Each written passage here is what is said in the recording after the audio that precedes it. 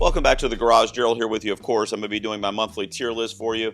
This is going to be a fairly quick one because I love movies. However, last month I was down on myself because I think I only had 15 watches in the month of May. Well, I'm here to tell you that I have 14 in the month of June. Let's pour one out for my cinephile status. It is definitely in jeopardy.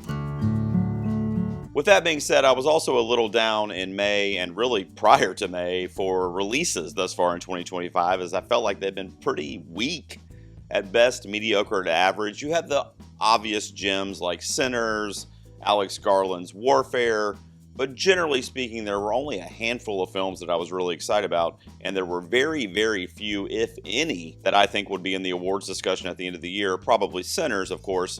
So did we get more added to that list? And at the end of the day, are there more that I enjoy in the month of June? Yes, there's some that I enjoy, but I still am waiting for these Oscar players to show up. Let's get into this month's tier list. All right, here we are. So as you see, the posters are down there. I'm going to drag and drop, and I'm going to rate them. We've done this a few months now, but if you're first time tuning in, I'll go ahead and tell you here, the tiers are 5 of them, which with 14 movies, probably don't need 5. Still down on myself. They are loved, which is going to be anything that I would have given a 9 out of a 10. I'm not looking at the screen. Off the top of my head, I don't even know. I think maybe one movie might fit in that category. Yikes. Liked would be really good. It would be anything like around a 7 or an 8 out of 10 for me. Sure, I guess, is a movie that I liked, but it had a lot of things that were issues for me. It's like it's an okay movie and I would recommend it to others, but I'm probably not going to be rushing to rewatch it. No Thanks is a movie that wasn't like horrible. I didn't hate it, but I definitely don't really care to see it again. It would probably be around a 5, like a 4 to a 5 out of 10. And then anything below that would be a movie that I frankly just hated and will absolutely never watch again under any circumstances. And in that case, it's just called Make It Stop, the bottom tier. There might be a couple on there for the month of June. Holy shit. All right, let's get into it. But it's just the awards garage on TIERMAKER.com if you visit there, if you do your own tier list. So I think it did it by alphabetical order, although no, it didn't, because it's not in alphabetical order. It kind of is, but it also isn't. So I don't know. All right, first up, 28 years later. You guys might be upset. A couple people hit me in my comments. That video got a lot of views, by the way, my review of that movie. I kind of went off on a tangent and did like a 25-minute breakdown of 28 years later because I love that franchise, A. B, I love Danny Boyle. C, I love Alex Garland. I was just talking about Warfare, which is one of my favorites of the year. I love that trio, those 3 things together, and the horror genre. But the movie fell flat for me. It was okay. Like, it was like 22 years, which I know the movie's 28 years later, but I think it was 22 years since the last installment in this franchise.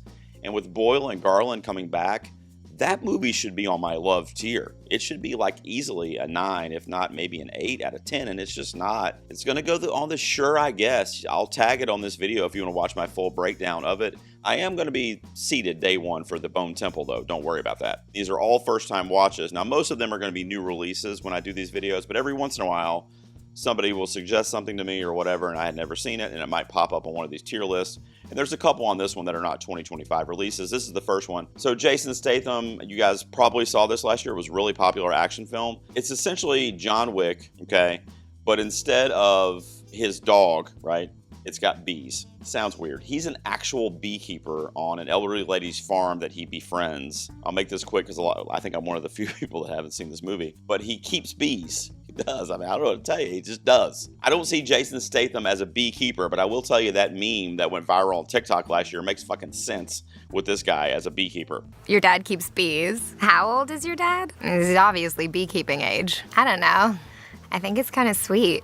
Summer, I want to your dad. Oh, really? It's awesome. It's basically John Wick action. He's out for revenge because they fucking killed his bee farm. And not only that, I love the route that this movie takes to the revenge that he's getting on people, or the people that he's seeking revenge against, are those douchebags that make 50 million telemarketing calls a day. By the way, if you're watching this video and you're one of those people, I don't like you. Stop calling me. Next up is a movie that I just saw in June that came out in May, and I didn't get a chance to catch it when it hit theaters, and that's Final Destination Bloodlines, the most recent, I believe, 6th installment in that horror franchise. I love how inventive and unique they get with the kills every single installment, and you got to figure, what are they going to do next? But the cool thing about this franchise is, and this movie did not fall short of that either, is that anything can be a murder weapon. Anything can kill you. any everyday thing that you do, taking a bath, going on a walk, which there was a hilarious one in this movie, rolling out the damn trash can to the curb. You know, the CGI, and particularly the blood CGI, is really kind of getting on my nerves as of late. And I understand the budget and appealing to a mass audience, and it's a big budget summer blockbuster film. But I just wish they would either have less blood somehow in the kills or practical blood, because the CGI blood is super obvious. But the movie itself, taking out those little qualms about the special effects out, I really, really enjoyed. This would also probably be around a 7 out of 10. I'm going to leave The Beekeeper in front of it. I did like that one a little bit more. But Final Destination continues its run, in my opinion at least, of having no duds. One that disappointed me is The Life of Chuck from Mike Flanagan. Speaking of horror, I also tag it on this video. I did a full review of that as well when I went to see it at the early part of June. And I liked certain aspects of it. It was a beautiful film. It was shot beautifully. So whether you're talking about cinematography, score, editing, all that stuff was top notch. The performances were all great, including Tom Hiddleston, who is the titular character of Chuck. They're all phenomenal, but there's none that stand out because they're so few and far between in terms of screen time. So I didn't like the kind of jumbled character development that we got in the movie. And I also was irked by the way the story was told out of order. It was told backwards, and I mentioned that on my review. I'll tag it on this video. I won't get into a whole nother review of The Life of Chuck because I've already done that. But for me, I'm going to put it on Sure, I Guess, and I am going to leave it behind 28 years later. They're both in similar boats for me, but I had such high expectations for The Life of Chuck. It was actually on my most anticipated movies of the year list 2 years in a row because it was supposed to come out initially in 2024 and it got pushed back to this year. Funny story on the next one. So my buddy Brad does this show. It's a horror show. I'll tag him down below. He's got a channel on YouTube where you can listen to all of his audio podcasts, but he has a horror podcast where essentially the kind of gist of his podcast is that he covers a lot of horror movies or, you know, B-level films, but they're like not good, or let me show you, make sure you see my air quotes. They're bad movies. Okay, so, you know, when I say bad, I mean like Rotten Tomatoes, Metacritic, you know, like 20%, 10%, like that kind of shit, where they're just consensusly not considered very good films or just not well made. There you go. It's a movie called Cruel Jaws, and obviously it came out in 1995, so it's not a new film. It's 30 years old at this point, but Bruno Mattei is a filmmaker I'm not familiar with until I did this episode with my buddy Brad. He had me on. He's doing a whole Mattei series in the month of July, and one of the first movies he covered was Cruel Jaws, and I'm a huge fan of 1975's Jaws, the Steven Spielberg film. So he said, hey, I want you to cover this with me because I know you love Jaws. So in my head, I'm going, oh, sweet, great. Well, as you can see, I gave it 2 stars here. Mattei's whole thing as a filmmaker, let me go back to my tier list. His whole thing as a filmmaker and his whole thing at making movies is that he kind of knows they're bad and he's making kind of pieces of shit on purpose, but they gain a bit of a cult following because of like his dedication to whatever the specific genre is. In this case, obviously a shark film. Now, what's hilarious about Cruel Jaws, and it would be very similar to like The Room from Tommy Wiseau, is that you know it's bad. So if you see it with a group of people, the enjoyment level is going to be a 10 out of 10 for this movie. But the movie itself is like a piece of shit. So, you know, you got to figure what's important to you. So I'm not critically judging this film because you can't really. That's not what you're supposed to do. But I will at the same time tell you that no thanks. It's not something I want to watch again. But I did give it a 4 out of 10, which is not the make it stop tier, which would be anything lower than that. One that I did really like that I saw last month that has Ed Harris in there. It's got Morgan Freeman in there. So 2 powerhouse legends right away off the bat. Natalie Morales, who is traditionally a comedian, and she kind of is hilarious in this movie too, although it's not necessarily a comedy. It does have comedic elements to it, but it's definitely a kind of like wartime drama, really more so post-war because it's dealing with like PTSD and the effects of that. Ed Harris is a military veteran from, I believe, Vietnam in the movie, and his granddaughter does have elements of depression and PTSD as well from the Afghanistan war in, I think, 2016 or 17 in the movie. So we learned that her friend Zoe, played by Morales in the film, was one of her partners in the war, has passed on, you know, during military battle. And that happens obviously to thousands and thousands of soldiers in this country, which is a shame. And she's just kind of dealing with losing her friend. She kind of blames herself for it. But her friend Zoe is kind of in her mind, still giving her advice and talking to her and hanging out with her.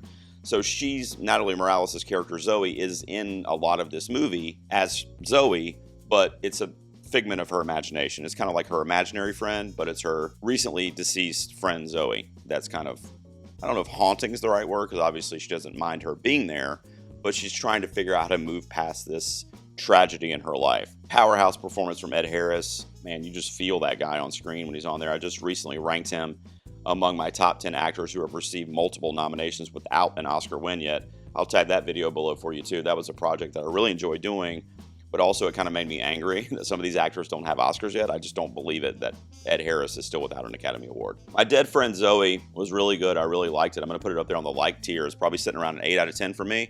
I just saw a double feature this past weekend, and one of the movies I saw, I'm going to talk about the other one in a second, but the first one I saw was F1.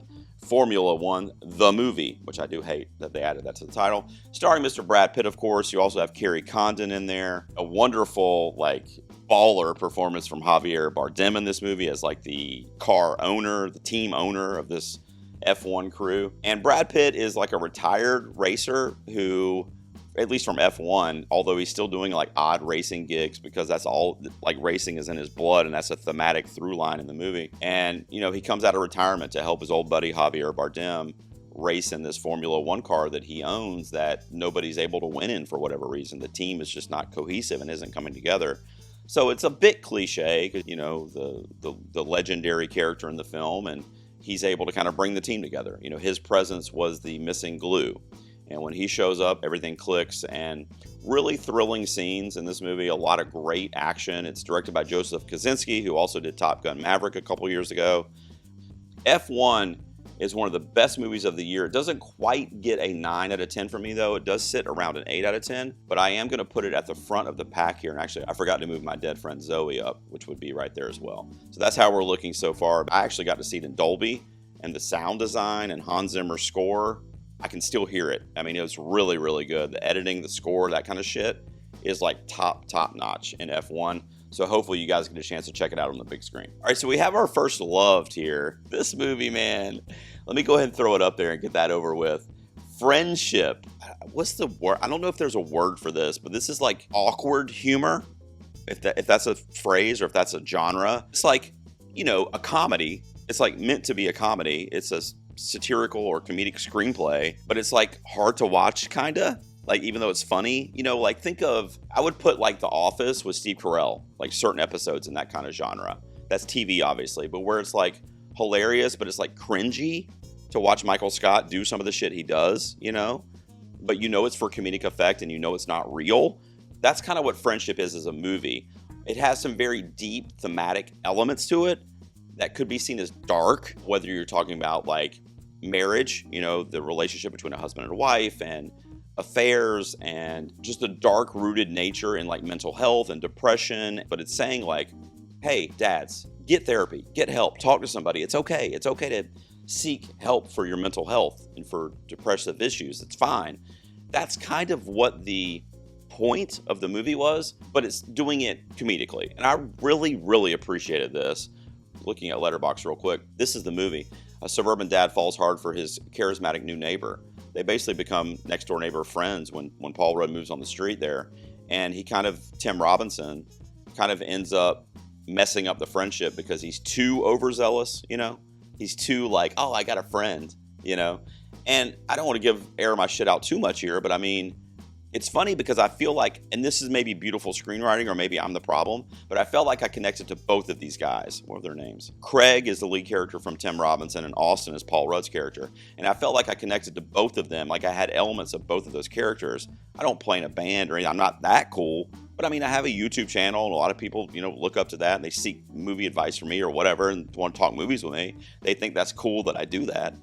I don't know how cool it is. So maybe that's the bit of the Paul Rudd side, right? And then the Tim Robinson side is I'm not a social dude outside of this garage unless I know you. And if I already know you at work or I see you at a work party or whatever, then yeah, I'll chat movies with you. I'll do this, I'll do that. Most of my friends are in this space, podcasting, YouTube, the internet, if you will. And I just don't have a lot of connection with male companions that are of my age bracket. I mean, there's a few that I'm buddies with, I hang out at the pool and that kind of stuff.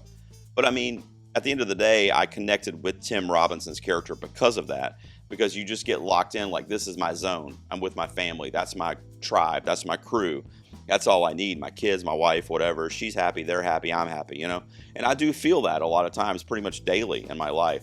I loved it. Friendship from A24 is streaming video on demand right now if you want to check it out. Another one that I'm going to put up here on the like tier is On Becoming a Guinea Fowl, which is an international film that I had heard a lot about, at least in the critical space. You know, unfortunately, I didn't hear a lot about it. It's another A24 film. Unfortunately, I didn't hear enough about it like at the box office or people, you know, flocking out to see it or whatever. But I did hear a lot about it among critical friends of mine, and I just had never gotten a chance to check it out. So I rented it on demand, and it was a great film. It had a lot of like nuance to it, and I felt like there were some dull moments in it, but I do recommend it because when it has its high moments, there's a kind of a mystery that plays out in the film. The film opens with her finding this body on the road, and it's like a small town in their village basically, and we find out that the lead character has gone on to be somewhat famous and rich, and it's kind of left her family that, at least in a class system kind of setting, is now beneath her if you're thinking like financially, but it's still her family. And it's funny that this village that she grew up in, she's driving through there one night and would probably not even think to stop to say what's up to her uncle or whatever, but then she finds him on the road and he's passed on. That's the setup of the movie. So then the rest of the movie is trying to figure out, why is he dead in the middle of the road, you know? And then she has to kind of be reconnected to her family to help figure that out. And a mystery kind of plays out, and the family's involvement, and it's shot great. It's a wonderful film with a lot of great performances, but it is going to have a little bit of a niche audience, I feel like. I don't know how I didn't even hear about this movie when it came out initially, I believe in 2022, I think. It's a Canadian film, so it would be considered international. And it's called I Like Movies. And the cover of the poster is a young kid working in a video store. I'm like, I'm the target audience for this. What the hell is happening?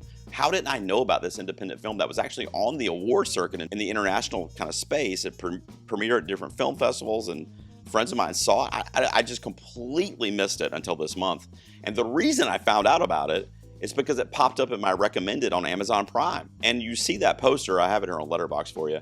There's the poster. Isaiah, I'm going to say that right. He plays Lawrence. Isaiah Lintonen, I think. Is that right? I'm so sorry. No real big names in this movie, but he plays Lawrence, this lead character, the kid right here, who I don't know that he's on the spectrum because they never really tell you that in the movie, but you get that sense that he's kind of high functioning and might be on the spectrum. But nonetheless, he plays the character flawlessly, definitely high energy, and there's just something a little off about him. But I mean, he's very charming and charismatic and likable in the film. And it's a coming of age movie at the end of the day, but he, you know, you see it there, socially inept, 17-year-old cinephile, Lawrence Queller gets a job at a video store where he forms a complicated friendship with his older female manager. And this is her right here, Romina, that must be her, yeah, Romina Diugo, which I also was not familiar with her prior to this. I'll just tell you this would basically be my review, and I think it was my review of the film on Letterboxd. Movies can heal, right? This movie was deep. Like, there are themes in this movie. There are things happening in the film that I did not in a million years expect when I heard the setup for the movie. And it's a comedy. It's a coming-of-age comedy, and it is, but it's a dark comedy, I would say, because there's, obviously, I talked about him being on the spectrum. There's divorce. There's sexual assault through line in the movie. There's mentions of suicide in the movie. He's lonely. You know, he's dealing with the stress of college acceptance throughout the course of the film. And everything that Lawrence experiences or prevents himself from experiencing, if you've known it, if you've seen it, you'll know what I mean, are centered on his love of movies. And if I connect to anything, that's what I connect to. Because for me, it's always been movies. Music too, but movies and music have always been my connection to any type of feeling or emotion that I'm going through, especially at that age. I loved it. It was at first watch probably an 8 out of 10, so I'll put it down here. It's liked. I do love this movie, though, a lot. There's very few qualms I have with it. Let me put it probably like here, honestly, right behind F1 in terms of like a score. But yeah, The Luckiest Man in the World missed. What did I give this movie? I think I'm going to put it on no thanks. Paul Walter Hauser plays the gentleman who kind of cheated the game, Press Your Luck, in I believe 1985 or 86. And he figured out the formula that the computer was using for the big board. If you know Press Your Luck, you'll know it, but it's like around and you stop. And it's the game that's like big bucks, no whammies. And you stop it. If it doesn't stop on a whammy, you win money, you get another turn, blah, blah, blah, blah, blah, you know, whatever. And if you land on whammy, it's like bankrupt, you lose all your money. Well, he figured out the pattern, and it's almost like a counting cards situation, that he knew when to stop the buzzer. And because of that, he ended up breaking the record. In 1985, he won like $120,000 or something like that. So he was cheating the system, if you will. But then the moral question comes into play. Was he cheating, or did he just use the knowledge that he gained from watching the show and being a fan of the show to win? And that's something I'm going to pose to you guys. If you remember to comment down below, if you want to start commenting right now. Was he cheating if you sit down to play a game? Okay, and I'm not talking about counting cards. My wife said that too. She's like, well, you can't count cards. You get arrested or kicked out of the casino or whatever. I'm like, yes, but they have rules against that. They tell you can't count cards. And they say if you count cards and we catch you counting cards, and you're using that as a way to win at poker or whatever, we're going to remove you or we're going to fine you or whatever the hell the rules are. Press Your Luck and the Game Show Network in the 80s didn't have rules against, I don't even know what it would be called. It's not counting cards, but I guess they didn't have rules against like studying the algorithm, which is essentially what he was doing. In other words, what would you do? Would you purposely lose? It's like, oh, okay, I know now. I can hit the buzzer here and I'm going to win. Of course he's going to do that, I would think, right? So the whole was he cheating thing is very interesting to me, and I didn't like how the movie never bought into that. They never dove into that argument. They just kind of showed you a real-time snapshot of that show, of that event, of that essentially day, or it might have been a couple days because he did a rehearsal the day before, or a tryout or audition or whatever. So a couple days. But it shows you that 2-day snapshot of that event and how they had to basically change Press Your Luck after that. But they don't say why. They don't say if the folks thought other people involved thought he was cheating. Like, we don't hear any of that.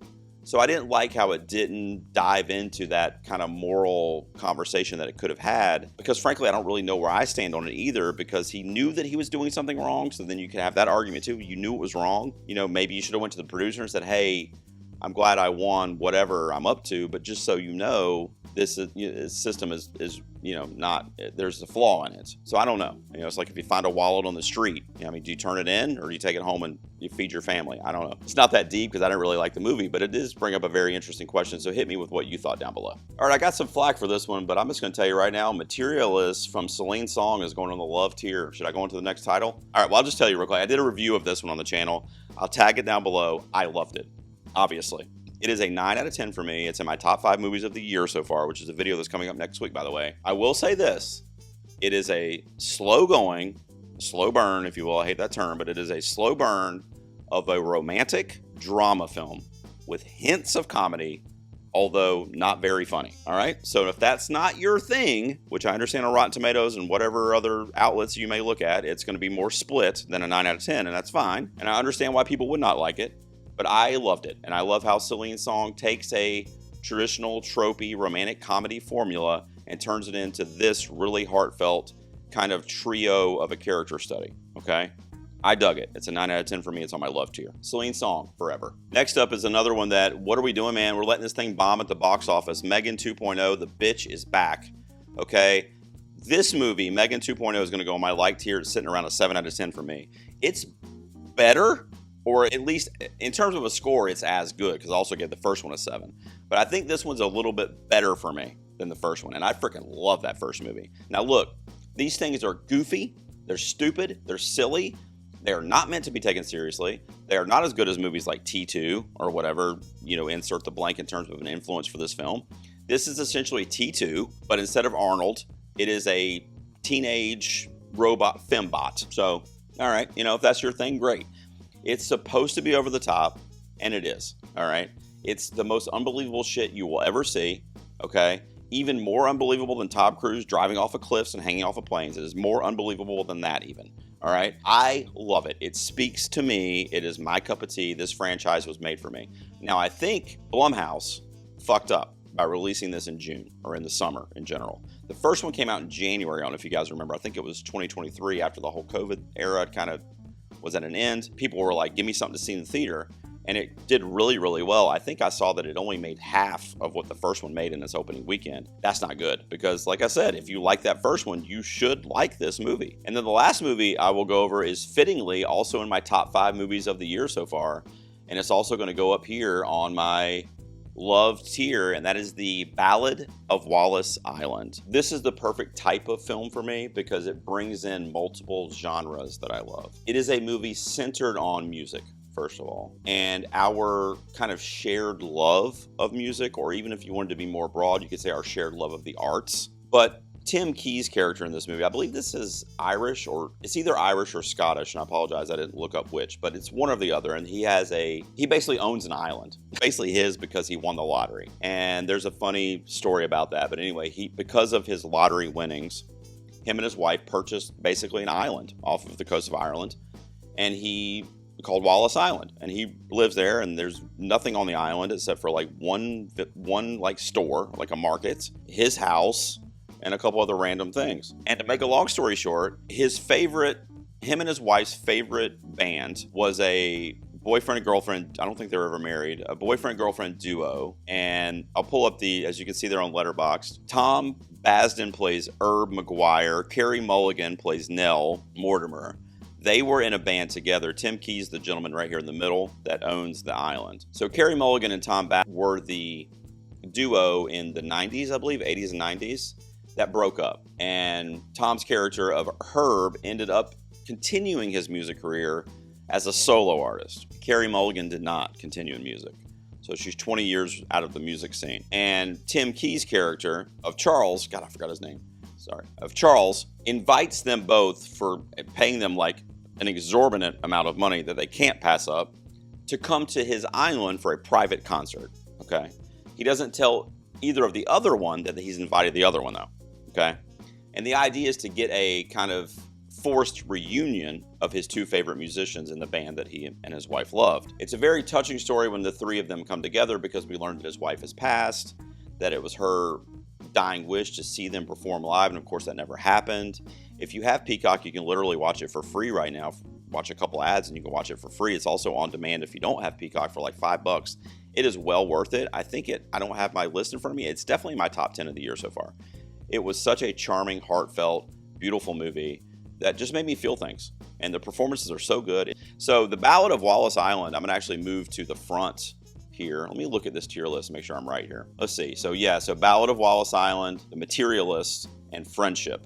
Those would be the top 3 movies of June 2025 for me. All of those are right around a 9 out of 10. I loved them. They're all high recommends for me. All right, guys, that is my June tier list. I want to know down below, as always, what was the best movie you saw in the month of June?